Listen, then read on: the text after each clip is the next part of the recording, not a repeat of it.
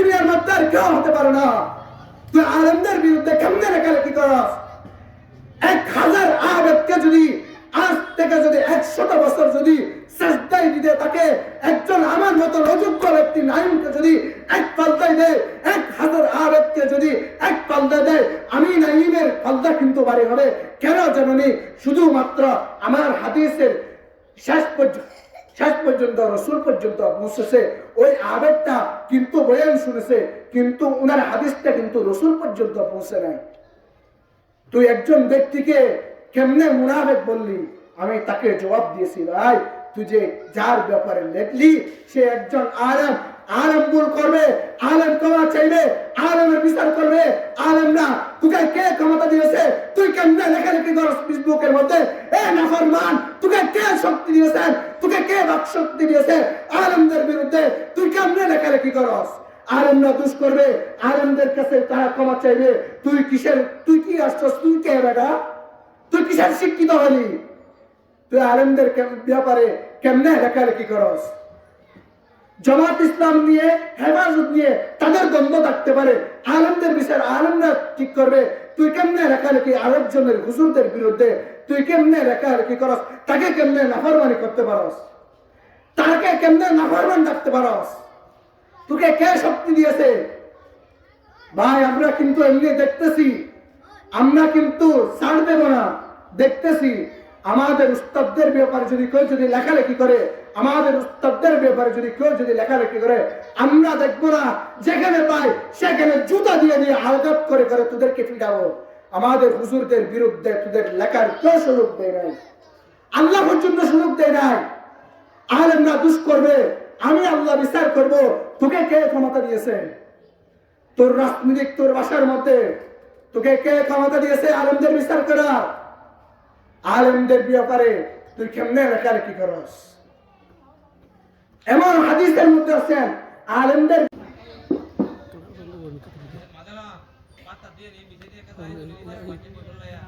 আসসালামু আলাইকুম ওয়া রাহমাতুল্লাহি ওয়া বারাকাতুহু। আলহামদুলিল্লাহ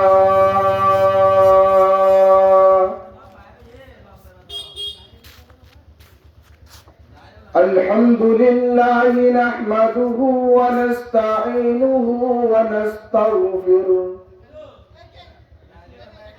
ونعوذ بالله من شرور أنفسنا ومن سيئات أعمالنا من يهده الله فلا هادي له ونشهد أن لا إله إلا الله وحده لا شريك له أما بعد فأعوذ بالله من الشيطان الرجيم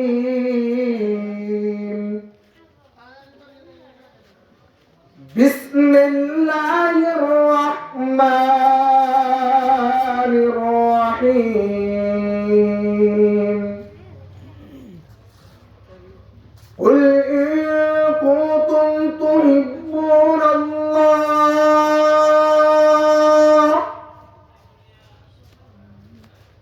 فاتبعوني يحببكم الله ويغفر لكم ذنوبكم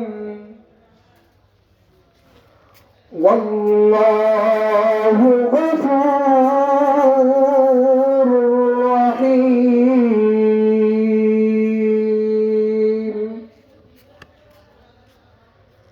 بسم الله الرحمن الرحيم يا أيها الذين آمنوا توبوا إلى الله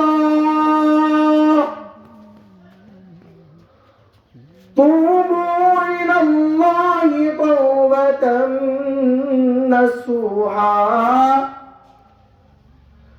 وقال رسول الله সাল্লাল্লাহু আলাইহি ওয়াসাল্লাম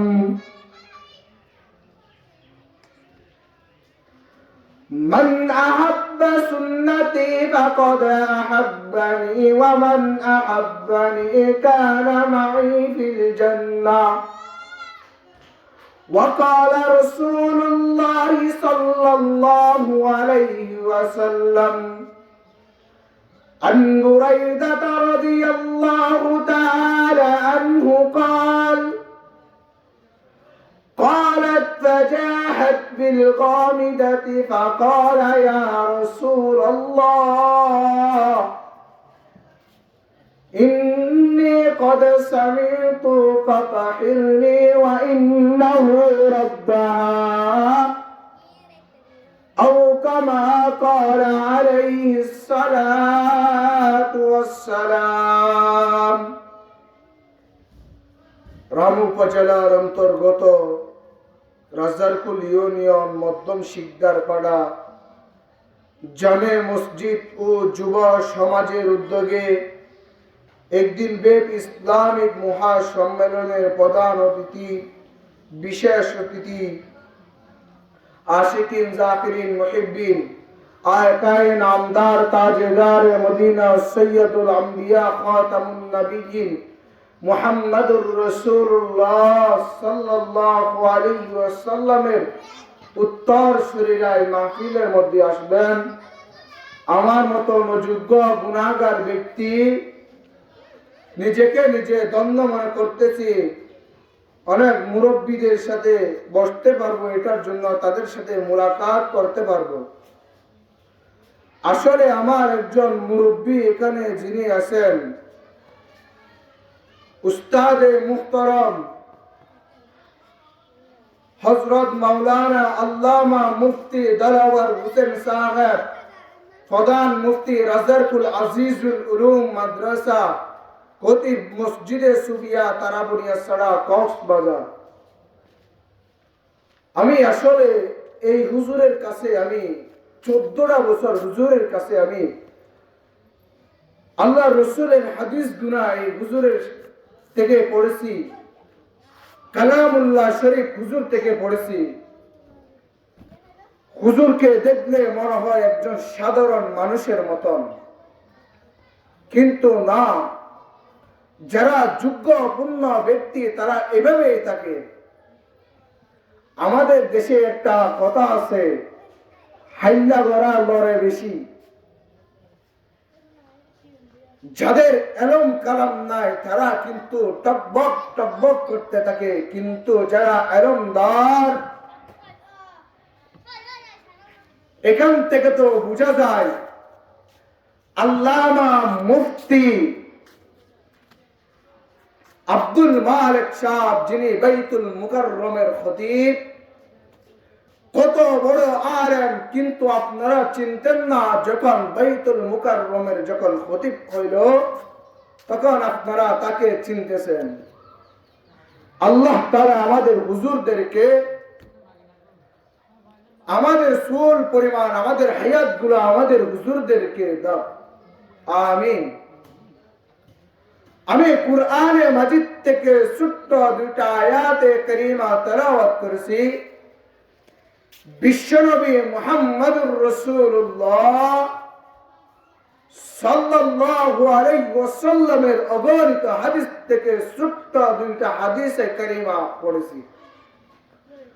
আল্লাহ তাআলা যদি তৌফিক দান করেন, আপনাদের দোয়া যদি উভয়টা যদি শামিল হয়, আপনাদেরকে কিছু বলে চলে যাব।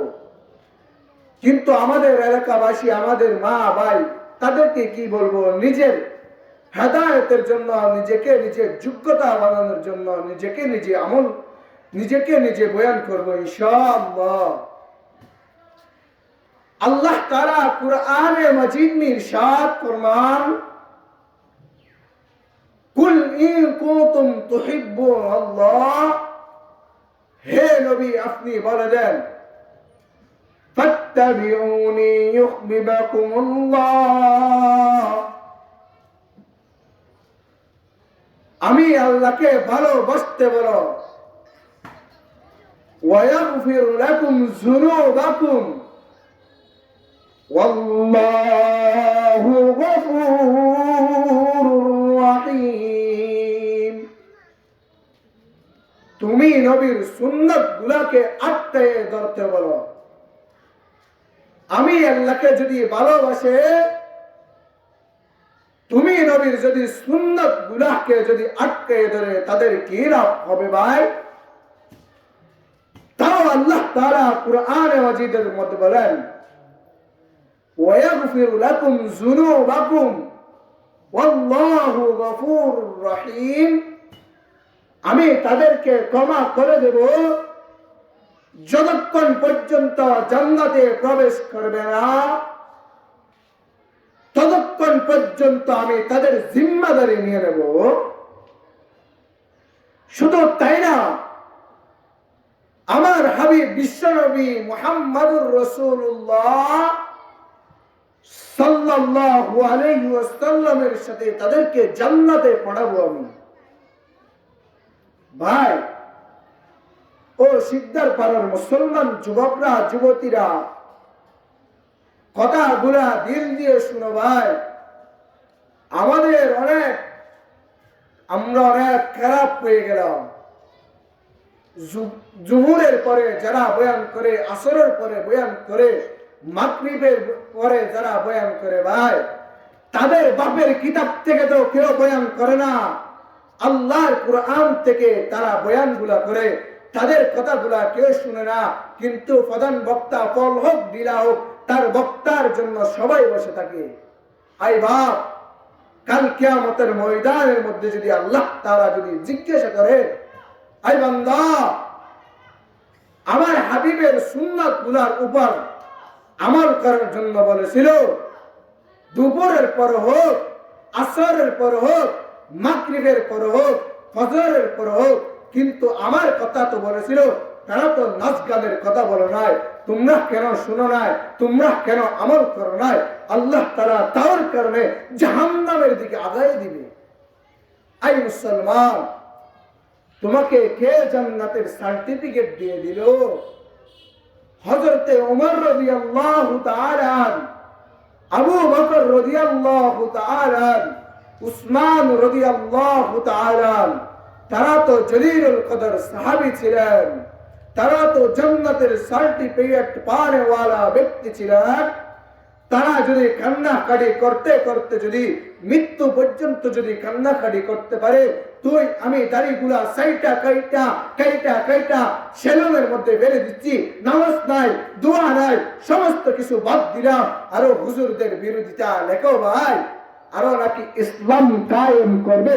খুদার কসম, ওই মালিকের কসম করে বলতেছি, যিনি আরশের মালিক, জমিনের মালিক, আল্লাহর কসম করে বলতেছি, যতক্ষণ পর্যন্ত তোমার মুখের মধ্যে দাড়ি থাকবে না, যতক্ষণ পর্যন্ত পাঁচ ওয়াক্ত নামাজ পড়বে না, ততক্ষণ পর্যন্ত ইসলাম কায়েম করতে পারবে না। ইসলাম কেরাবাতা, তুমি ইসলাম দিয়ে খেলবা, ইসলাম কেরাবাতা, তুমি ইসলাম নিয়ে খেলবা, ইসলামে কায়েম করবা। তোমার বাবার ধর্ম তো শুধু ইসলাম কায়েম করবে, তোর মুখের মধ্যে দাড়ি নাই, তোর নামাজ নাই, রোজা নাই, সমস্ত কিছু বাদ দিলা, ইসলাম ইসলাম করে কায়েম করতেছ ভাই। কালাবাতা কলাবাতা, ইসলাম কায়েম করতে পারবা? পিঠের দ্বারা বাংলে কাফের মুশরিকরা। তুমি যদি নামাজ না পড়ে, যদি অন্য ব্যক্তিকে, আমি নাইমুদ্দিন যদি নামাজ না করে অন্য জনকে যদি বলি, ভাই নামাজ পড়েন, নামাজ পড়লে অনেক সওয়াব, নামাজ পড়লে জান্নাতে দিবে, তার জুতা ঘুরা দিয়ে আমাকে পিড়াইতে পিড়াইতে তার থেকে এখান থেকে দৌড়াবে। ব্যক্তি, তুই নামাজ পড়াস না, তুই আমাকে নামাজের দাওয়াত দিতে আসছস, ইসলাম কায়েম করবেন? কালাবাতা, ইসলাম কায়েম করতে পারবেন? আল্লাহ রাসূলের হাদিসের মধ্যে বলেন, মান আহাব্বা সুন্নতি ফাকাদ আহাব্বানি ওয়া মান আহাব্বানি কানা মাই ফিল জান্নাহ। যে ব্যক্তি রাসূলের সুন্নাতগুলোকে আঁকড়ে ধরতে রাখবে, সে ব্যক্তিকে আমি আল্লাহ জিম্মাদার হয়ে গেলাম তাদেরকে জান্নাতে পাঠানোর জন্য। আই বান্দারা, আই নাফরমান, কেমনে মুসলিম তোকে জান্নাতে দিয়ে দিবে? দাড়িগুলা কাইটা কাইটা সাইটা কাইটা ইহুদি খ্রিস্টানের দোকানের মধ্যে গিয়ে দাড়িগুলা কাইটা কাইটা ফেলে দাও। আই বাপ, চুলগুলাকে উপরে দিয়ে তুমি রাখো। হাদিসের মধ্যে আসছে যে ব্যক্তি যাকে ভালোবাসে তার সাথে হাসর নসর হবে। তোর সাথে হাসর নসর হবে ইহুদি খ্রিস্টানদের সাথে। তুই তো ভালোবাসস ব্রাজিল, আর্জেন্টিনা, আরো দাবি করে মুসলমান। আই বাপ, কিয়ামতের ময়দানের মধ্যে কি জবাব দিলা? মালিক প্রতিদিন প্রথম আসমানের মধ্যে সে ডাক দেয়, আই বান্দারা, কার কি জরুরত আছে একটু চাও না আমার কাছে, আমি তোমাদেরকে দেওয়ার জন্য 7 আসমান পাড়ি দিয়ে প্রথম আসমানের মধ্যে এসে রাত যখন গভীর হয় তখন ডাক দি, আই বান্দা, কার কি জরুরত আছে তুই আমার কাছে চা না। তখন আমি আপনি ঘুমাইয়ে থাকি। ফজর কোথায় গেল, দুপুর কোথায় গেল, আসর কোথায় গেল, মাগরিব কোথায় গেল, এশা কোথায় গেল? আই বাপ, তুই মনে করস কলাপাতা জান্নাত জাহান্নাম।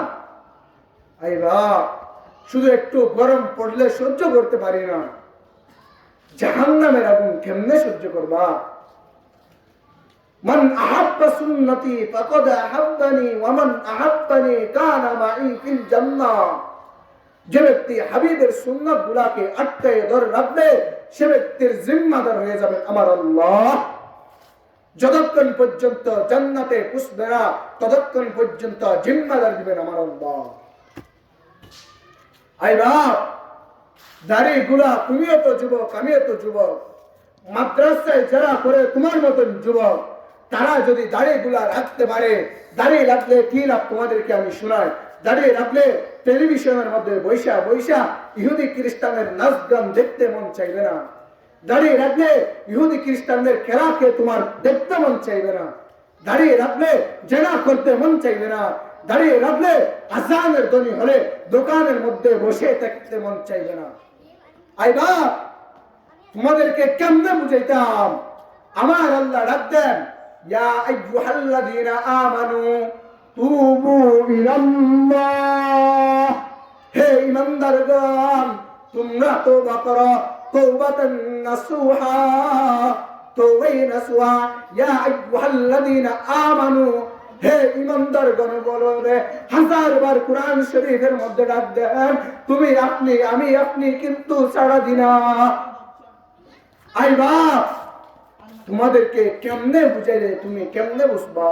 আল্লাহ ডাক দিয়ে বলেন, ও নাফরমানরা, প্রথমবার ডাক দেয় আই বান্দারা, তখন তোমরা যখন জবাব দাও না তখন বলে, আই নাফরমানরা, তোদেরকে কোরআন দিলাম, হাদিস দিলাম, এগুলোর থেকে বুঝতেছস না, তোদেরকে কি দিলে তোরা কিভাবে বুঝবি ভাই? আই বাপ, তোরা শুধু বুঝস নাচ গান, টাকা কিভাবে বেশি করব। আই বাপ, টাকা নিয়ে তো কেউ কবরে যেতে পারে না, কোন সরকারও নিয়ে যেতে পারে নাই, কোন মন্ত্রীও নিয়ে যেতে পারে নাই, কোন এমপিও নিয়ে যেতে পারে নাই। কোটি কোটি লক্ষ লক্ষ টাকা এড়িয়ে যাচ্ছেন ভাই। আই বাপ, তোমরা মনে করো আলেমরা টাকা ফেরত না। একজন বসুন্ধরা গ্রুপ আছে যার লক্ষ একদিনে কোটি কোটি টাকা আয় হয়। তিনি বসুন্ধরা মাদ্রাসার মধ্যে গিয়ে ফকিরে মিল্লাত হুজুরকে গিয়ে বলতেছেন, হুজুর এই গাড়িটা আপনাদের মাদ্রাসার জন্য, আপনার জন্য। হুজুর জবাব দিচ্ছেন, ভাই আমি যদি বসুন্ধরা মাদ্রাসার যদি মুহতামিম না হতাম, তুমি কোনোদিন আমাকে এই গাড়ি দিতে না। এই গাড়ি মাদ্রাসার জন্য অক্ষ করে দাও, আমি এই গাড়ি নিয়ে চলতে পারবেন না। হুজুর যখন কোনো কাজে, মাদ্রাসার কাজে যখন যেত তখন ওই গাড়িটা ব্যবহার করত। আই বাপ, কে বললো তোমাকে এই দুনিয়া কইরে থাকতে পারবা? দুনিয়া কইরা করে কেউ থাকতে পারবে না, কেউ থাকতে পারে না, কেউ থাকতে পারবে না। আই বাপ, আই বন্ধু, তোদেরকে প্রতিদিন প্রথম আসমানের মধ্যে সে ডাক দেয়, আই বান্দারা, কার কি জরুরত আছে আমার কিছু একটু চাও না, আমি তোমাদেরকে জরুরত পূরণ করার জন্য। তুই বান্দা, আমি বান্দা, কিন্তু মালিকের কাছে চাই না। ভিক্ষুকের মতন মানুষদের দরবারে হাত পাতি। আই বাপ, তোদেরকে কিভাবে বুঝাইলে বুঝবি? 5 ওয়াক্ত কেমনে নামাজ ছাড়স, আমার হাবিবের সুন্নাত গুলাকে কেমনে কাটস? দাঁড়িয়ে রাখা সুন্নত না ভাই, দাঁড়িয়ে রাখা ওয়াজিব, দাঁড়িয়ে রাখা ওয়াজিব, দাঁড়িয়ে রাখা ওয়াজিব। যে ব্যক্তি দাড়ি কাটে, দাড়ি ছাটে, সে ব্যক্তি সেকেন্ডে সেকেন্ডে, মিনিটে মিনিটে, ঘন্টায় ঘন্টায়, দিনে দিনে, রাতে রাতে, সমস্ত সব সময় তিনি জেনার গুনাহ কামাইতে থাকে, কবিরা গুনাহ কামাইতে থাকে। এই বাপ, নামাজ যখন দাঁড়াও তখনও কবিরা গুনাহ কামাইতেছো, কাবা ঘরে সুমো দিচ্ছ তখনও তোমরা কবিরা গুনাহ কামাইতেছো। আমার হাবিবের কবরের মধ্যে যখন রওজাতে যখন গিয়ে যখন তোমরা যখন জিয়ারত করো আমার হাবিব, তখন এখান থেকে চেহারাটা অন্যরকম করে ফেলে। আই বান্দারা, তোমরা কেনে আমার শরীরের মধ্যে, আমার দিলের মধ্যে কেমনে ছুরি দিয়ে তোমরা আঘাত করলা, কেমনে তুমি আমার সামনে দাড়িগুলা সাইটা সাইটা, কাইটা কাইটা আমার সামনে তোমরা কেমনে আসলা। আই বাপ, হুজুরদের, প্রত্যেক হুজুরদের মকসদ হলো মুসলমানদেরকে 5 ওয়াক্ত নামাজ পড়ানো। আই বাপ, আই বোন, আই ভাইরা, মালিকের কাছে অবশ্যই অবশ্যই দাঁড়াতে হবে। মালিক ডাক দেয়, মালি হাযাল কিতাব লা ইউগাদিরু সগীরাতান ওয়ালা কাবীরাতান ইল্লা আহসাহা ওয়া ওয়াজাদু মা আমিলু হাদিরা ওয়ালা ইয়াজলিমু রাব্বুকা আহাদা। আই বান্দারা, তোদেরকে আমি একটা আমলনামা দেব, যে আমলনামার মধ্যে সমস্ত গুনাহ লিপিবদ্ধ হয়ে যাবে। সমস্ত গুনাহ কেমন লিপিবদ্ধ হবে তাও বলেন। আই বান্দারা, ছোটের থেকে ছোট, বড়র থেকে বড় সব গুনাহ এর মধ্যে লিপিবদ্ধ হয়ে যাবে। সব গুনাহ লিপিবদ্ধ হয়ে যাবে।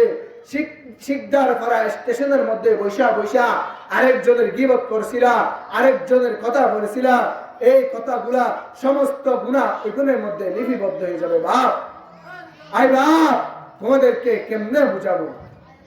তুমি তো যুবক, আই যুবক, তুমি মনে করো তোমার রাজনীতিকের কারণে তুমি দেশ কাবাল, দুনিয়া কাবাল। না রে ভাই, তোমার চেষ্টার কারণে আল্লাহর আরশটাই কিন্তু কাঁপতে থাকে, আল্লাহর আরশে কাঁপতে থাকে। তুমি যখন যুবক, আই যুবক, তুমি যখন সাজদা দাও, সুবহান রাব্বিয়াল আলা যখন সাজদার মধ্যে যখন বলো, আমার আরশের, আমার আল্লাহর আরশটা তত্তর তত্তর করে কাঁপতে থাকে, তখন ফেরেশতাগণ জিজ্ঞাসা করে, ইয়া আল্লাহ, আপনার যে আসনটা কেন এভাবে লড়তেছে? তখন বলেন, এই ফেরেশতারা, তোমরা কি বুঝছ না আমার এমন যে উম্মত আছে যারা যুবক যখন সাজদা দেয়, সুবহান রাব্বিয়াল আলা যখন বলে, তখন আমার আরশটা কাঁপতে থাকে। সুবহানাল্লাহ। আই বন্ধুরা, তোমরা বুঝো না, তোমরা মনে করো আমি ছাত্রলীগের নেতা কেমনে হব, আমি যুবলীগের নেতা কেমনে হব, আমি শুধু নেতাগিরি কেতাগিরি দেখাইবা। আই বাপ, তোমার নেতাগিরি কেতাগিরি কিছুই আসবে না। তুমি যেদিন মারা যাবা সেদিন তোমাকে তোমার নেতা আসবে না, কোনো কাজ থাকলে তোমার কাছে দেখতে আসবে না। তোমার আমল নামাটা নিয়ে তোমার খবরে যেতে হবে। তোমাকে আল্লাহ তাআলা 3টা সওয়াল করবে, মার রব্বুকা, মান দীনুকা, ওয়া মান নাবিয়ুকা। যে ব্যক্তি 3টার জবাব দিতে পারবে সে ব্যক্তিকে জান্নাতে পৌঁছাবে। যে ব্যক্তি 3টাকে জবাব দিতে পারবে না সে ব্যক্তিকে জাহান্নামের দিকে লাথি মেরে আগায় দিবে।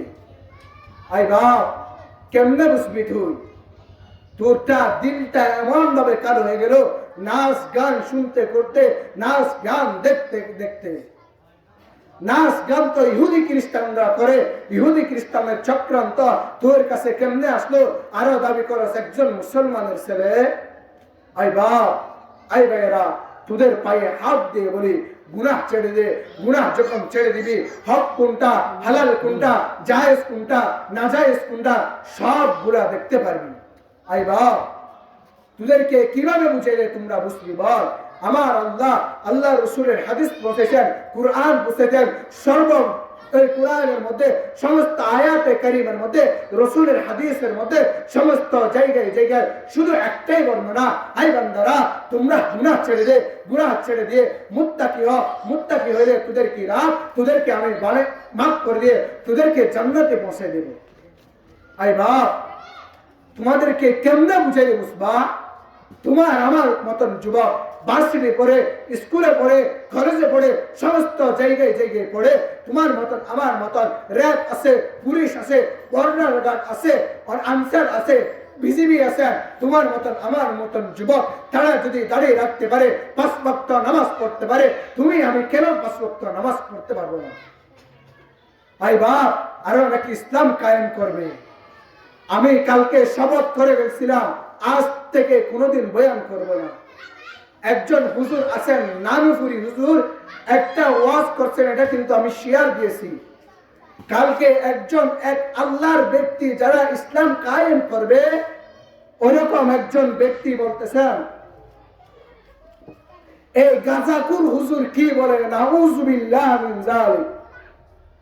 আরে ভাই, তুই যে ইসলাম কায়েম করবি, আলেমদের বিরুদ্ধে কেমনে হাত তুলস? আলেমদের বিরুদ্ধে তুই কেমনে লেখালেখি করস? তোর মতো নাস্তিক কপ্টার এই দুনিয়ার মধ্যে আর কেউ হতে পারে না। তুই আলেমদের বিরুদ্ধে কেমনে লেখালেখি করস? 1000 আবেদকে যদি আজ থেকে যদি 100 বছর যদি সাজদায় দিতে তাকে, একজন আমার মতো অযোগ্য ব্যক্তি নাইমকে যদি এক পাল্টায় দেয়, 1000 আবেদকে যদি এক পাল্টায় দেয়, আমি নাইমের পাল্টা কিন্তু বাড়ি হবে। কেন জানি? শুধুমাত্র আমার হাদিসের শেষ পর্যন্ত রসুল পর্যন্ত পৌঁছেছে, ওই আবেগটা কিন্তু বয়ান শুনেছে, কিন্তু উনার হাদিসটা কিন্তু রসুল পর্যন্ত পৌঁছে নাই। তুই একজন ব্যক্তিকে কেমনে মুনাফিক বললি? আমি তাকে জবাব দিয়েছি, ভাই তুই যে যার ব্যাপারে লেখলি সে একজন আলেম, আলেম ভুল করবে, আলেম ক্ষমা চাইবে, আলেমের বিচার করবে। আলেম না, তোকে কে ক্ষমতা দিয়েছে? তুই কেমনে লেখালেখি করস ফেসবুকের মধ্যে? এ নাফরমান, তোকে কে শক্তি দিয়েছেন? তোকে কে বাক শক্তি দিয়েছে আলেমদের বিরুদ্ধে? তুই কেমনে লেখালেখি করস? আলেমরা দোষ করবে, আলেমদের কাছে তারা ক্ষমা চাইবে। তুই কি আসছস? তুই কে বেটা? তুই কিসের শিক্ষিত হলি? তুই আলেমদের ব্যাপারে কেমনে লেখালেখি করস? জামাত ইসলাম নিয়ে, হেফাজত নিয়ে তাদের দ্বন্দ্ব থাকতে পারে, আলেমদের বিচার আলেমরা ঠিক করবে। তুই কেমনে লেখালেখি আরেকজনের হুজুরদের বিরুদ্ধে তুই কেমনে লেখালেখি করস? তাকে কেমনে নাফরমানি করতে পারস? তাকে কেমনে নাফরমান ডাকতে পারস? তোকে কে শক্তি দিয়েছে? ভাই আমরা কিন্তু এমনি দেখতেছি, আমরা কিন্তু ছাড় দেব না। দেখতেছি আমাদের উস্তাদদের ব্যাপারে যদি কেউ যদি লেখালেখি করে, আমাদের উস্তাদদের ব্যাপারে যদি কেউ যদি লেখালেখি করে, আমরা দেখবো না, যেখানে পাই সেখানে জুতা দিয়ে দিয়ে আঘাত করে করে তোদেরকে ফিরাবো। আমাদের হুজুরদের বিরুদ্ধে তোদের লেখার কেউ সুযোগ দেয় নাই, আল্লাহ পর্যন্ত সুযোগ দেয় নাই। আলেমরা দুষ করবে, আমি আল্লাহ বিচার করব। তোকে কে ক্ষমতা দিয়েছে? তোর রাজনীতিক তোর বাসার মধ্যে তোকে কে ক্ষমতা দিয়েছে আলেমদের বিচার করা? আলেমদের ব্যাপারে তুই কেমনে লেখালেখি করস? এমন হাদিসের মধ্যে আছেন, আলেমদের ব্যাপারে যদি কোনো ব্যক্তি যদি কষ্ট পেয়ে থাকে, অনেক কারণে হক্কানি উলামায়ে কেরামের ব্যাপারে যদি কথা বলে, তার বউ তালাক হয়ে যেতে পারে, তার ঈমানও চলে যেতে পারে। তোকে কে বলছে উলামায়ে কেরামদের বিরুদ্ধে লেখালেখি করস? বেটা শিক্ষিত হয়েছস, কিসের শিক্ষিত হয়েছস? সূরা ফাতিহাটা শুদ্ধ করে পড়তে পারস না, নামাজটা শুদ্ধ করতে পারস না। একজন ইমাম সাহেব না থাকলে তোকে খুলে দিলে বলস হুজুর আমি আলেম না। কে শিক্ষা দিল তোকে আলেমদের ব্যাপারে কেমনে লেখালেখি করস? আই বাপ, এগুলা করিস না। তোর রাজনীতি তুই কর, আলেমদের ব্যাপারে লেখালেখি করিস না। রসুলের সুন্নাহ গুলা ধর, রসুলের সুন্নত গুলা ধরলে আল্লাহ তোর উপর রাজি হয়ে গেলে তোর আর কিছু আসা যায় না। তোর উপর যদি আল্লাহ যদি রাজি থাকে, কে কি বলতেছে সেটা দেখারও আর কোনো টেন নাই। কেন আমার উপর আল্লাহ, যে ব্যক্তি আরশের মালিক, যে ব্যক্তি জমিনের মালিক। আই বন্ধু, 5 ওয়াক্ত নামাজ পড়বা, যাকাতের টাইম হলে যাকাত আদায় করবা। রমজান মাস আসতেছে, অনেক ব্যক্তিরা আহলে হাদিস নামে কুত্তারা আছেন, তারা বলে নাকি তারাবি নাকি 10 রাকাত। তাদের কথাগুলা শুনবেন না। তারাবি হলো 20 রাকাত। যারা বলে 10 রাকাত তাদের গুলা দন্তন নাকান না, তাদের গুলা সঠিক না। মুরদন্নান নাকান না, দন্তন নাকান না, তাদের গুলা সঠিক না। তারাবি হলো 20 রাকাত। হক্কানি উলামায়ে কেরামদের সাথে থাকবেন। হক্কানি উলামায়ে কেরামদের সাথে থাকলে আমার হাবিবের সুন্নাত গুলাকে আটকে ধরে রাখতে পারবেন। তাদের থেকে তাদের থেকে ইসলাম শিখতে পারবেন। অন্যগুলা থেকে যদি আপনি যদি ওদের কাছে যদি চলেন, তাদের থেকে ইসলাম শিখতে পারবেন, তাই না? তোমাদের থেকে গুমরাহ হতে হবে। হে মুসলমান যুবকরা, তোমরা 5 ওয়াক্ত নামাজ পড়বা। এক ইহুদি খ্রিস্টান প্রতিদিন মসজিদের মধ্যে এসে ফজরের সময় দাঁড়িয়ে থাকতো। তখন জিজ্ঞাসা করতো, হুজুর ও ইহুদি খ্রিস্টান, ও তুমি কেন এখানে মসজিদের সামনে কেন আসো? তখন ইহুদি খ্রিস্টানের যে পাদরি ছিল ওটা জবাব দিত, হুজুর আপনাদের মসজিদের মধ্যে যে জুমার দিন যত মানুষ হয় তত মানুষ হইতেছে কিনা এটা দেখার জন্য আমি আসছি, আমি এটা দেখার জন্য আসতেছি। তখন বলতেছেন, ভাই এখানে জুমার নামাজ নিয়ে, আমাদের ফরজ নামাজ নিয়ে, ফজরের নামাজ নিয়ে কি?